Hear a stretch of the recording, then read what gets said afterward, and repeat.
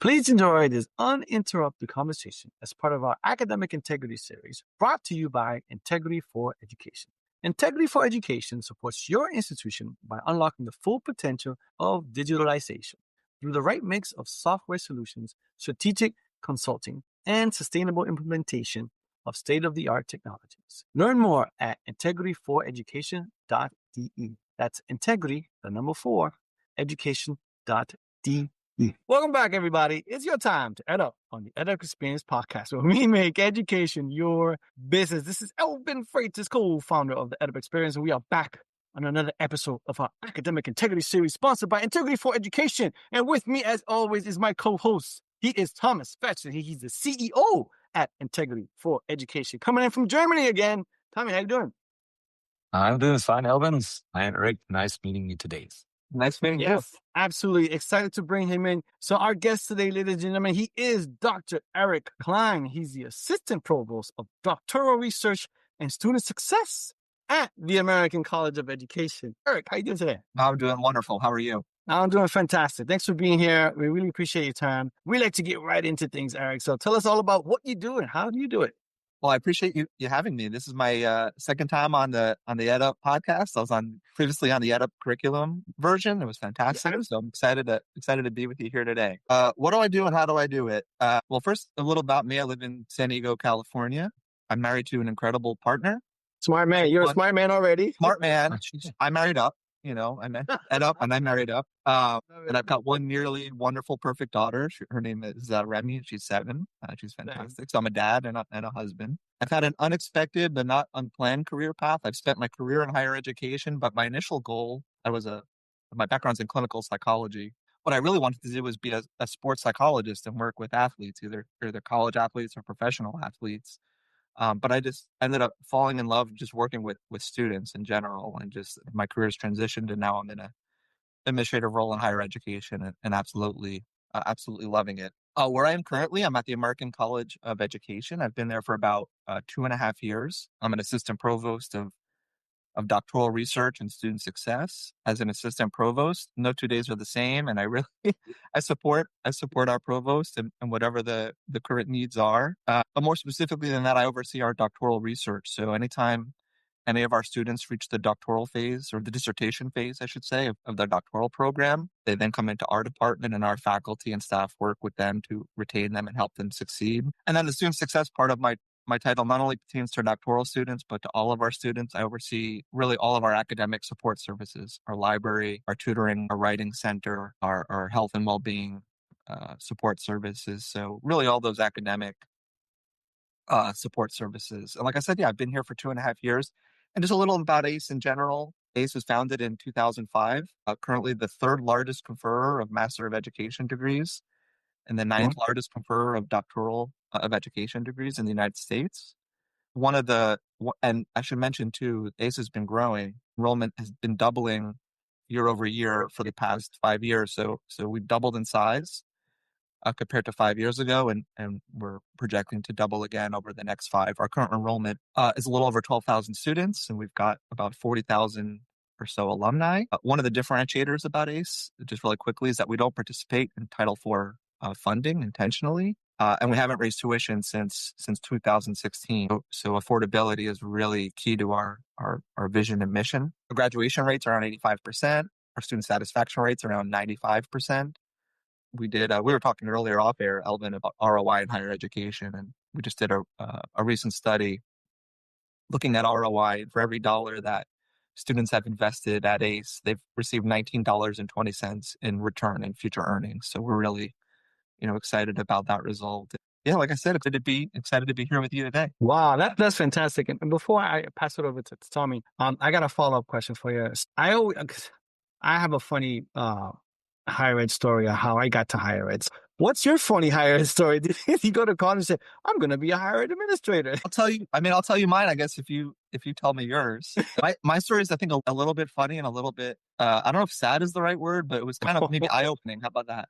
So when I was in my doctoral program, and I really wanted to work with athletes, college athletes, and potentially professional athletes, I was working with one gentleman in particular. He played on the basketball team And actually the athletic department had reached out because he was really struggling. They weren't sure if he was going to be able to maintain eligibility. And so they kind of asked me to be his coach, his tutor, his therapist, whatever, just essentially his support person to help him get through. This was his junior year. I did that. I really liked him. It was challenging. He was not a motivated learner. But anyway, I got to know him. We liked each other. He made it through his junior year. And then I didn't see him really in his senior year. I didn't see him until March. So it was his senior year. He's 2 months away from graduation. The season had just ended. I watched him play a couple times, but I really hadn't interacted with him. So I went to see him, and I saw him on campus. Like, hey, how's it going? I'm like, oh, and he said, I'm leaving. I'm like, what do you mean you're leaving? It's like, I'm out of here. I'm like, well, but your graduation isn't till May. It's March. He said he hadn't been to class all year. He didn't even know what classes he was taking. He was really there for sport, not so much for the academic, student athlete. He was there for the athlete experience, not so much for the student experience. And that was just kind of eye opening. And I felt sad, like I said, sad about that. That just, it just kind of, it got me more thinking about wanting to be more engaged from an academic. Again, I had a vision of being a sports psychologist, but I was really enjoying the holistic student experience and wanted to. So that's kind of, I guess, a funny story about, kind of how my viewpoint changed or what my goals were. How about, what's your story? Now, real quick, before I get on something, I wanted to be in television and radio. So I was trying to, it makes sense. I'm in podcasting. I mean, now that I'm thinking about it, it makes sense. But I went to Northeastern University. They have a co-op program. So every time I had to go out on co-op, I was trying to find a job in television and radio, but it was all unpaid. I could not afford to get 6 months of experience. And unfortunately, I just couldn't do that. So I kept having to work on campus. So I worked on campus. My first job was residence life. I was at the front desk and I was like, okay, what is this? And then each time I was looking for a job in television and radio, I kept working on campus because they're the ones that paid me. I worked the office of residence life, like I said, student activities. I became like a orientation leader. And then all of a sudden I worked at the Latino Student Culture Center and I met my mentor there. She's like, there's this thing called student affairs. I'm like, what is student affairs? She's like, I know. Well, you can get paid for what you do full time. Really? I guess they're on college campus getting paid. Yes, you could do that. What do I need to do? She's like, go to Columbia University, teachers college. Like, okay, sure. I had no idea. And then that's when I took off from there. And so I fell in love and I love higher ed. Worked in over 20 plus years. So it's been awesome. It's like to be able to help students and to be able to be a part of it. It's just amazing. So I love it. So I love it. So thanks for sharing that story. I love it. And it's wonderful. You get to blend your two passions because you're doing a podcast. Yeah, no, I got really lucky. Yeah. All right. Yeah. Over to you, Tom. Interesting. Yeah, I share my story. That's pretty short. I came to education 2018 and it all started with proctoring. So honestly, I'm more a technical guy and I really did a lot of digitalization projects down the line, like starting 1998 or so. And at some point, just education came across. But in the meantime, and this is pretty interesting, when I started in education with proctoring, it's like the very, very end.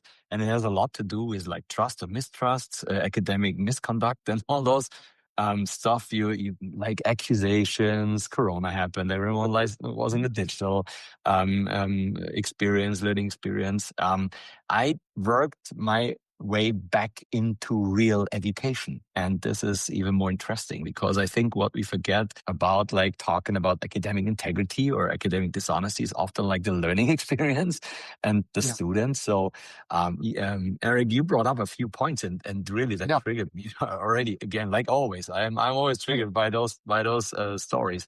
But what he said, like you do not raise tuitions, and so obviously, like your students pay for studying in your organization. And is cheating a real topic in your organization? I think people have a very intrinsic motivation to come to your institute. Is that a topic, like a big topic at all?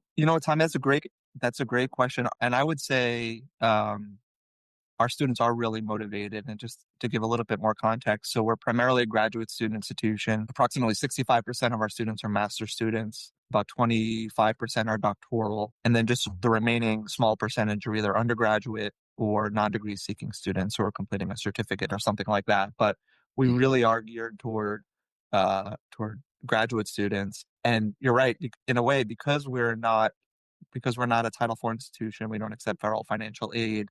Students are paying as they go. 90% of our students are leaving school with absolutely zero debt whatsoever, and they are really motivated. And so I think having a graduate student, having a student who's got that additional motivation that they're paying out of their pocket, or maybe their employer's paying, whatever it might be, but essentially, Yeah. they are really motivated, and maybe they're an adult learner. And so while academic integrity is a topic, and it's something that we're always talking about, I would say it's not like the top topic that we're talking about. We're often talking about the student experience overall, return on investment. Are student needs being met? Is the student voice coming into our decision making? We view academic integrity as really, it's a community. It's based on our community, so it's not just about students. So if we're seeing something off about our academic integrity, we're asking ourselves, are we doing a good enough job communicating our policy, our procedure, our expectations? We don't necessarily put it all on the students. So hope that answers your question. Absolutely. And I just started laughing because we heard it before. Elvin, correct? Exactly. Yeah. Like communicating policies and really let students know like that they not run an unintentional cheating, for example, stuff like that. So if you communicate correctly and try to understand what they I do. think that's a huge thing too. I don't know how common or if you're hearing that universally, but to me, there's a difference of like if intentional, whether it's plagiarism or purposeful cheating versus, more accidental, or it's about, you're learning, or if we international students who aren't acclimated to certain types of things. And I kind of compare it to speeding. It's like, if you're driving on a road that's 25 miles an hour, you could be going 50 miles an hour, or you could be going 30 miles an hour. Technically, you're going over the speed limit in both instances, but there's context there, right? Going 50 is pretty reckless. Going 30 is not so bad necessarily. Right. I look at it, I think in the same way. Nice. Right. Like we've been there before, but I asked that question. I have to. Do you see a shift in cheating since AI came on the scene? Is that something, or do you feel some kind of impact of that? That's a really good question. I would say certainly we've seen instances where clearly students are using artificial intelligence, and AI can either blur the lines, I would say, between what's original work and what's assistance. And like I said, I come back to us. It's really up to us to help students understand what are the boundaries, and what is the line of what's acceptable, what's permissible use in support of AI, and what would be considered unauthorized use. So to answer your question, for sure, students are using it. And I think what we're trying to do is to really ensure that our policies are as clear as they can be, with explicit language around, here are our guidelines, here's what's permitted, here's what's not permitted. Of course, one of the challenges is these tools and technologies evolving all the time, and we're seeing things like, even yesterday, I got an email about a question around a student wants to use AI voice technology to do their presentation. And I think our initial reaction was like, oh, no, that's not authentic. But we're talking about it, we're evaluating it. And as these technologies grow and evolve, and I think the policies almost can't keep up with the rapid acceleration of technology. And so, and to answer your question, and the funny thing about it, and one of the things that we learned, and kind of maybe how we've evolved. So our initial policy, when we rolled out an academic policy, was pretty prohibitive around AI. We really discouraged students from using it. We were less certain about the authenticity of what they were submitting. We still have questions around that, but what's interesting is that students came to us, and again, this is where I think the student voice is really important. Students said, please teach us how to use AI for many reasons, including we're being asked to use it in our jobs. And when even we're looking at job descriptions and places of employment, it's a requisite requirement that we know how to use these tools. So please help us to use these tools in ways that are appropriate and ethical. Right. So that's part of the solution. And we've actually since adopted, we we have an institutional license with a tool called Grammarly. I don't know if that's been referenced at all on podcasts at all, but Sure. that's a tool that we offer to our entire student population, as well as our faculty, our staff. Everyone in our community can use Grammarly. It's the type of tool that we feel is ethical and appropriate and can help not only students but our faculty and staff be better writers and communicators. And so, in a way, we've shifted from discouraging just about all use to really encouraging appropriate and ethical use. And we want our students using it appropriately. And like I say, it's on us to really be clear about what that means. Nice. Yeah, sounds good. And that would have been my next question. Like, do you either really prohibit it or allow it or something in between? So I hear this. So maybe it's always a little bit of in between, depending the situation. Maybe you won't encourage the students to utilize AI for an exam situation or for an assignment. Depending on maybe how you use it. Grammarly can be seen as an AI. Maybe that's that attaches to your speeding example. Maybe Grammarly is more the 30 miles per hour and not the 50.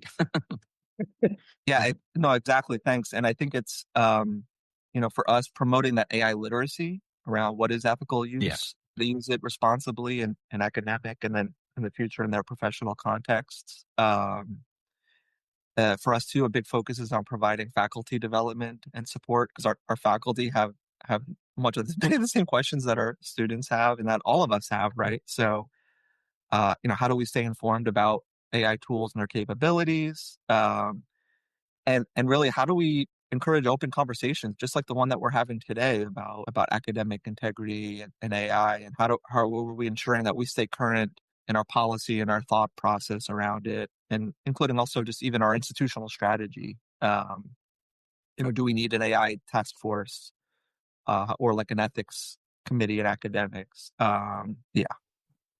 Yeah, that's what I think what we heard more frequently. Beside that, do you apply technology to I don't know, go against academic dishonesty? Is that still a topic then, or is that totally out of discussion? No, it's very relevant discussion. It's something we're continuously looking at. So we use Turnitin, which is I'm sure a tool that you're familiar and you've heard about. Sure.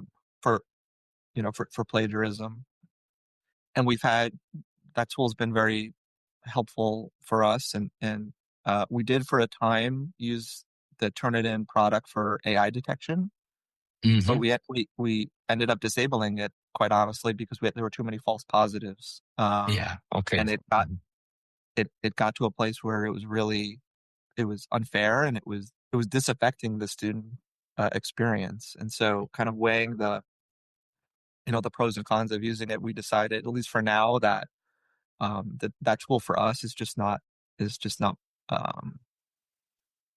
viable or not mature enough, to where, because we. Yeah, wrong accusations are a big topic here. So I think that's that it can damage like the motivation. We started that. So and other topics about that. Really, and that wasn't a light decision for us, to disable that tool, but it's the tool we made, at least for now. And we've also looked at other products and other vendors, and have made the decision that for us right now, we're going to take more of a coaching strategy with students and educate them about. I mean, because there's times where it's pretty clear, like, oh, this is AI generated, but trying to have more education around it, more coaching around it, less punitive of a stance around it, because we're learning, at the same time. I do see, in the future, us adopting a kind of similar to Turnitin's tool on plagiarism, whether it's a Turnitin product or another tool. I do see us, going in that direction again, but right now we just don't feel the technology is quite there, quite accurate enough. Advanced enough. Yeah, I think it'll get there. I mean, I think it'll get there, but not quite there yet. And this implicates that this is a topic for you, right? So you really want to figure out if someone utilized AI. So of course, if it's not in line or citation is not correct or whatever. So what would your target be with utilizing functional AI detection? So is that something you would use as an indicator, or is that something you would just use to inform students or give them even access to the results before? or what would the intention be? I love that. I love that question actually. And because I think for me, and I think I'm speaking for us, it's less about, oh, I got you, we caught you, and it's more about the educational, the learning experience as we've talked about. So I, personally, kind of like I think turn it in. I would love it if students could have the first view of here's your score, or here's an indication of how much AI you used. And so before it's like before the institution says we caught you or we got you or you cheated, for the student to have some visibility into, okay, here's what the institution is going to see. If I submit this work in this format, or I've written this paper, I've run it through this detection software, and here's what it's saying. Here's how much AI I've used. So either I can submit it, or I can modify it. I can put it in my own voice or whatever it might be.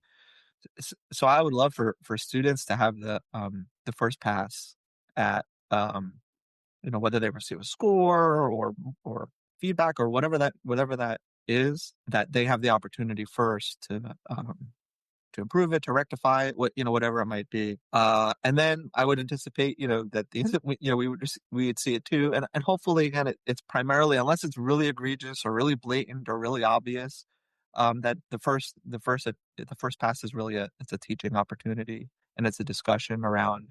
Yeah. That's maybe AI can trigger, right? AI can trigger the learning process. Yeah. I think we agree on that. So triggered my learning process already several times. And I heard that very frequently as well in our podcast discussions. And I think it's perfectly doable to give students access to, like a pre-access to the results, have some kind of checking tool methodology, and maybe can also trigger like the level or the quality of the later like faculty student discussion also to a certain extent. I'm very convinced that this is very helpful in this intercourse discussing about like assignment, and then really have this pre-knowledge. Maybe you can prepare, hey, yeah, I asked AI and this is what it told me, but I made research with this book, I consulted other sources, whatever. That sounds like a very nice learning experience to me, my opinion. I completely agree. I think it's really all about training and development and support and education around it. So, I think ultimately we want to use AI tools and AI detection tools judiciously, carefully. And so when we do use those tools, so even to use the example of an AI detection tool, let's say we use a tool and we get a score 30 or 40%, whatever. It's like, what does that mean? And like, what is that telling us? And how can we use whatever feedback we're getting ultimately to learn and to grow and to improve our work? We have talked some too. One of the things, Tommy, that just popped in my head too is around AI proofing assignments. And so, there's some discussion around, will essays be a thing of the past, or even, traditional discussion boards, because it's pretty easy hypothetically to just use AI to generate that text. It is, yes. And so, we just had some preliminary discussions around, would we be inclined potentially to switch to more video discussion? And then, but that hypothetically, the question becomes, well, students can still generate the text and read off a teleprompt, hypothetically. And so then it's like, well, do we need to, and we're not even close to being there yet, but I know some institutions are probably further along. And well, do we need to have proctoring? Is that, will that, rectify it can fix it or whatever? It can help to it can help, right? So because we started in proctoring, of course, this touches a point, but what even like with video, we do roll out, like for AI tutoring, a technology at the moment where you can create a video avatar that looks like you and sounds like you, and you wouldn't like understand or see the difference. You just jump on a call and with your professor, whoever, and it and it just interacts, right? So Absolutely.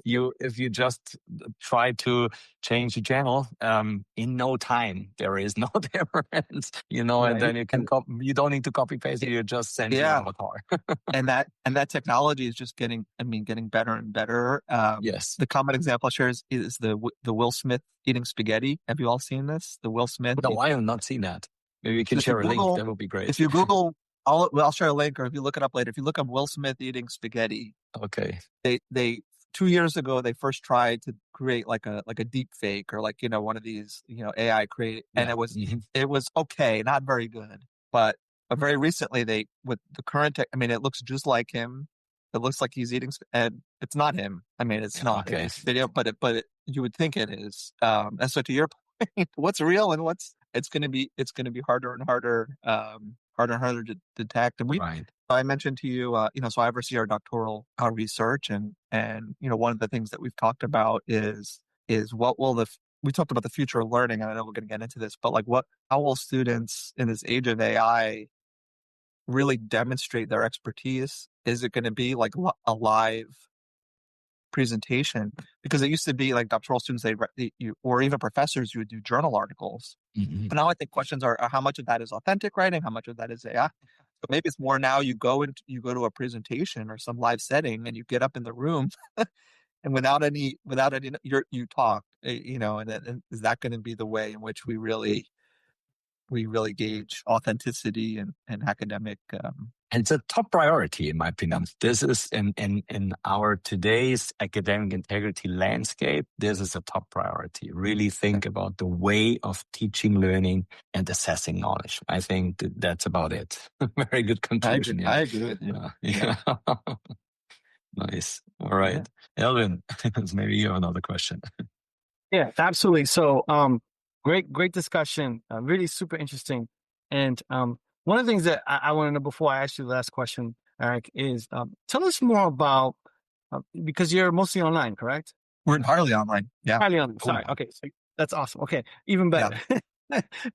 So all the faculty are teaching online, and you talk to the faculty. You're doing faculty development trainings, things like that. And you're saying they also want this, like the students, to learn more about how to use it and all that good stuff.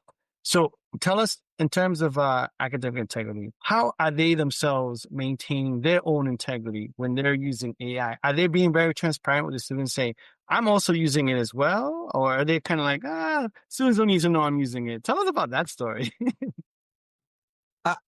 I hope so. I think, you circling back even to what is academic integrity, and I think about it for our students, for our faculty, for all of us, it's really about honesty and trust, and responsibility. So taking ownership of our learning and actions, and being truthful and transparent about what we're doing. And so hopefully our faculty are modeling that, for our students. So the ideal would be that if they're utilizing AI, they're citing it, or sharing about how they're using it.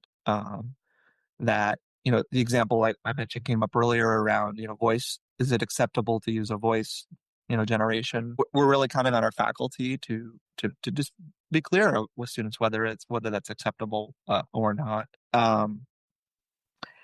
And it's as an institution, we're continually updating our guidelines and our thoughts, and often that's informed by our faculty, and that's informed by our students, and we benchmark with other institutions. We look at continuously looking at what other institutions are doing. But when I think about our faculty, we trust them. We trust that they're honest about that they're accurately representing their sources and their data and their results and everything, and just like we would our students. And that's also just me. I just prefer to take an outlook of positivity and thinking the best of everyone. I'm sure there's times where there are mistakes, but I think hopefully we're open to just learning and growing and continuous improvement. Yeah, awesome. So I just think it's so interesting because we've had many conversations, and it's like, well, what about when the tables are turned on the faculty and their integrity? So when they're using AI. So I want to get your feedback on that. So that's really interesting. All right. Last question for you. What do you see as the future of higher education? And you can put it through an academic integrity lens if you want. Yeah. That's a great question. I think there's more personalized learn. I think so. We've talked a lot about academic integrity from some of the things that worry us. I think there's some really exciting things as well. The ability to really personalize learning at scale. Some of the amazing things with virtual and augmented reality. I was at Arizona State University recently, and I got to try out their Dreamscape AI, which is an incredible immersive learning environment. And if that had existed when I was a student, I don't even know if I'd be in higher education right now. I might be in science or something. It really it blew my mind. I think about my field of online learning or even hybrid learning. I think there's just going to be more accessibility, more flexibility. I love how these just technology can just open up access for people. We talked, Elvin, offline about rethinking value and ROI, and maybe why some students are not pursuing higher education in the ways that they used to. That they're thinking more about skills over degrees. I think we talked about transparency, so not only being just transparent about academic integrity, but I think schools need to be transparent about what are the outcomes that their students or graduates are getting from their time, their money, their effort. And so I think the future is institutions being really clear about job placement and earnings and debt to income ratios. I think that's really important. And I think probably just the last thing about, I just think learner centeredness, student centeredness. I see more personalized pathways. I think more of a focus on lifelong learning, more emphasis on modular learning and stackable credentials. And I'm really excited about the future of higher ed and the convergence of technological and demographic and cultural forces. My hope is that one of the trends is that the cost comes down. I'm really proud to be at ACE, where our master's degrees are by and large, they're predominantly less than $10,000. Our doctoral programs are less than $25,000. I hope other institutions join us in making affordability a priority going forward. But I'm excited about the future, and we've talked a lot about AI. I'm excited about what AI can do and how if it can increase access. It could hopefully reduce the divide, even the literacy divide that we've talked about. So I'm bullish on the future of higher education. I'm right there with you, Eric. I join you on that one, man. I'm a higher ed guy. Me too. Couldn't have said it any better. It sounded like integrity of education presentation, honestly. Student focus, digitalization. I'm bullish on that as well. Very nice. Before we wrap up, can I turn the tables on you guys and ask you a question? Yeah, of course, yeah. Absolutely. So I know you've been doing the podcast for a while. Has any of your opinions changed, or have you thought about something differently or new compared to, based on all the interviews and discussions you've had from the time you started until now? Well, I'll go first and let Tommy give you Tommy to think about it. So, because I've done a bunch of these now. And I think it's funny because it just dawned on me just today because of you, Eric. There is not a Turnitin for faculty. There's not an AI detection for faculty. There's really nothing in place for faculty. And we also heard it in a different conversation too, where, what about if the faculty turn the tables and say, hey, students, how would you feel if I used AI to correct your papers, to put the course assigned, to put everything together, and I did nothing? How would you feel about it? That conversation is not happening as much. So, it goes back to transparency.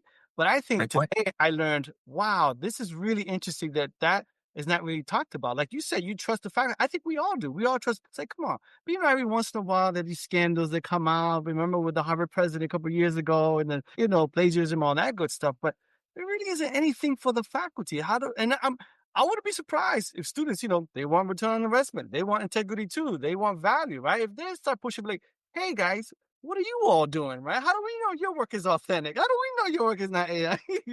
So I just kind of made me think about that today. But that's something that I've been thinking about. Thanks to you for the conversation, and then based on previous conversations too. So I think that's awesome. Tommy, Awesome. Yes, I had an answer right on top of my head. Yeah, something changed. Pretty sure from the beginning, because since my educational career was originated in proctoring and academic dishonesty and like all this accusation side of things. This turned dramatically during all the conversation because we heard it so often in the meantime. Hey, what did we do in order to inform the student correctly? What did we do to let them know what is correct, what is incorrect to do, what is good, what is allowed, and so on.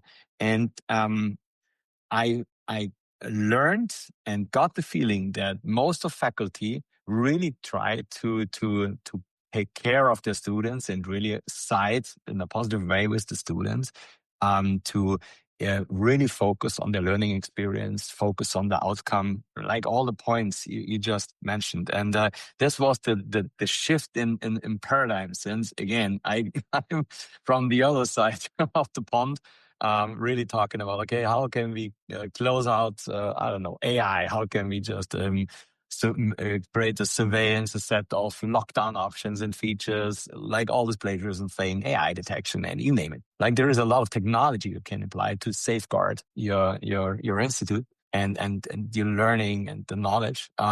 This is what changed. Just the view to things in a more positive way, that students really go there, hopefully intrinsically motivated, but definitely motivated to create some real outcomes, some real results. Thank you for sharing. That's fantastic. Yeah, thanks for turning the table on us. Nobody's ever done that. Yeah. Job, dude. Put you guys on the spot. Yeah. That's great. I love it. All right. Well, let me outro my co-host.